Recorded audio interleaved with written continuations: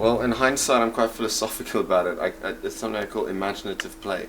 So I think when you're playful and doing art or solving any problems, you're more intuitive. Intuition plays a big role, and I think that's kind of what happened. I was always painting, and I stumbled upon this polyurethane stuff at a surf shop of all places, and I poured it into this mold and it looked a bit like a mushroom head, so I had a pipe and I made a mushroom. And I kind of left it. I thought, cool, I've got this mushroom. And then the idea develops from there, you know, your mind sort of creates its own ideas, and I thought I'd go stick these up on buildings. It was almost an accident, really, to be honest. I had a load of work in sculptures, little bronzes in the studio, and I was kind of thinking, well, what am I going to do with these? I had no intention of showing them, even if I had a show. So I put some of them out on the street, and then I realised then that they got more of a reaction than I expected. I didn't expect them to get any reaction at all, really.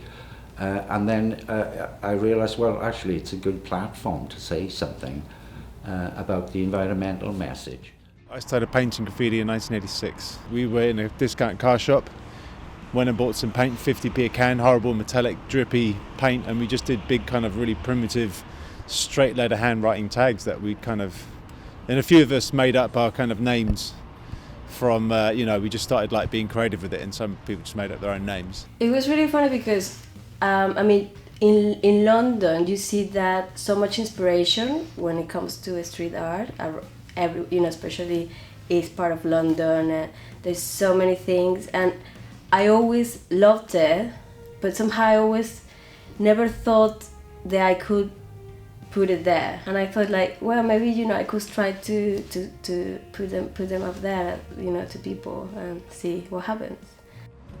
Probably the first things, because I used to do skateboard, and all around the skate parks in my little hood, some all kids, they start to write names and drawings on the ramps, skate ramps. So I was quite, I don't know, that things attract me. I thought it was cool, and I started to do that thing with some other friends, young guys.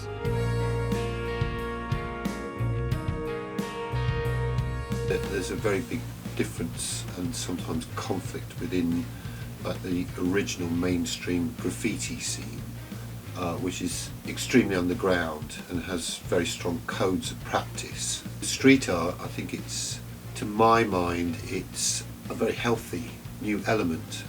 It has allowed for much more diversity. In other words, people who feel they can express themselves in any way they want do express themselves in any way they want. Graffiti art is typography, basically, so it's lettering. Okay, so that's why graffiti artists have a tag, and graffiti art is based around, putting your tag up and using lettering to, to create, artwork, basically.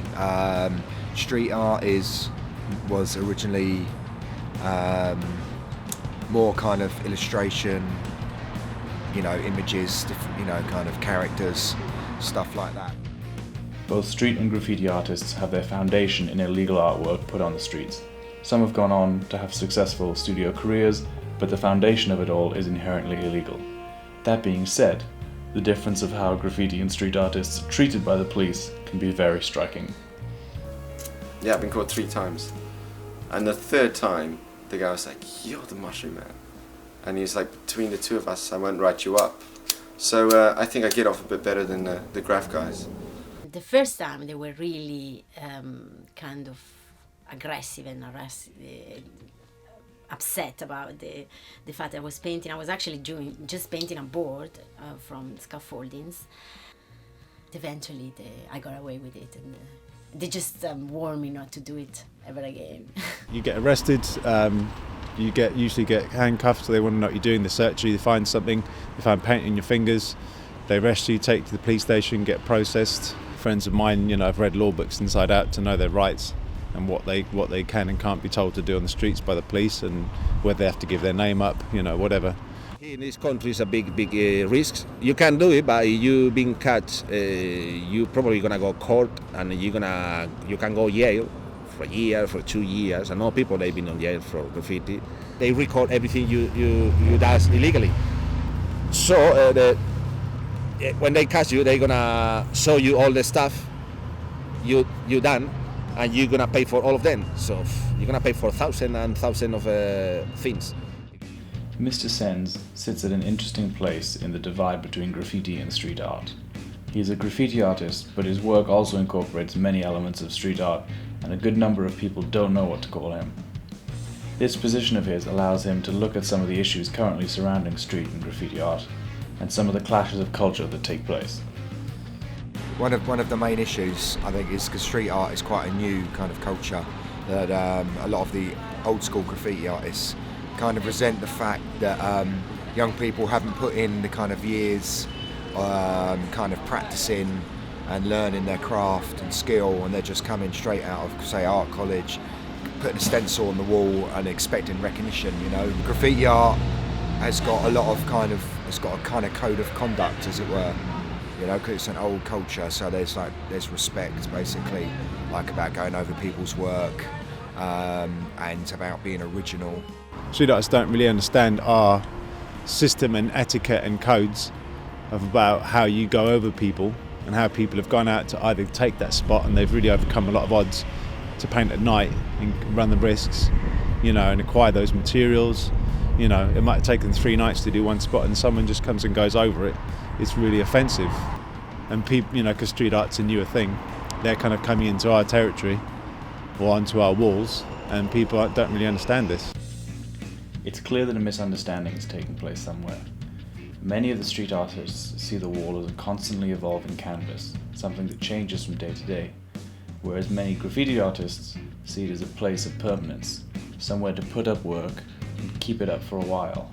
It's temporary, it's transitory,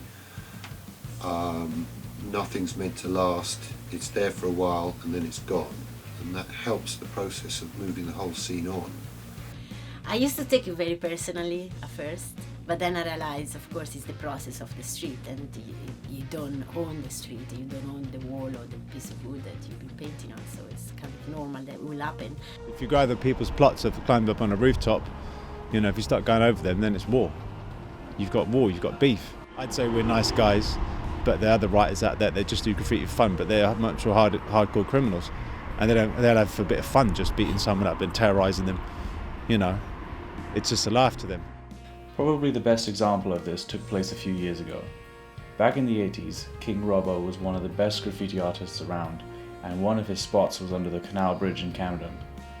In 2009, Banksy showed up and painted over Robbo's work that had been up there for over 20 years. Robbo, who had retired by then, reappeared and took control of the wall again. Banksy retaliated, and the battle escalated with different artists taking sides. This incident, which created a war between the two sides, is perhaps the biggest indicator as to the differences between the mindset of street and graffiti artists. Basic kind of rule with going over a piece of artwork is that you've got to burn it. So basically you've got to do better than the artwork underneath, man. If you're going to take something out, you can't take out a full colour piece with something in black and white, you know? So you've got to, you know, kind of be good enough to take out the person underneath, man. You know, that's the basic rule. Yeah, so there's a bit of resentment, you know. So there's a lot of tagging of street art which goes on, and there is a big divide. But as I said before, essentially, you know, with your street artist or graffiti artist, whoever you want to call yourself, if you're painting on walls, you're doing the same thing. You're getting your artwork out there for the public, and you're trying to make a name for yourself. So essentially, you know, graffiti art is about fame. Yeah, it's about getting your work out there all over, all city, you know, as many people seeing it. So street artists are trying to do the same thing, but maybe with an image rather than a tag. I think for me, good art, it should be, you know, to make something beautiful, but also to say something, not to impose nothing. It's just to make people think a little bit, you know. Like people, they go and play football. People, they go into the pub. We just go into the wall. We do peace. We talk. We have some fun. Oh, look at that. Look at this. Blah blah blah. You take the photo, and that's it. That's just a good time with your friends. The artwork on the wall never tells the whole story. It only shows a glimpse into the life of the person who put it there. For some, like Snow and other graffiti artists, it's a glimpse into the working class life, from the the council estates and back streets of London, where you did what you could to get by. For others, like Jonesy, it's a glimpse into the job that spilled its way onto the street, a platform for raising awareness for the issues facing humanity. Whatever it is, both graffiti artists and street artists, different as they may seem, all share their roots in the New York teenagers scribbling their names onto the sides of trains and buildings 40 odd years ago. That means everything from the tags on the bathroom walls, to the intricate artwork of Mr. Sens, to the mushrooms on the tops of buildings. It's all connected, all part of one immense and intricate culture.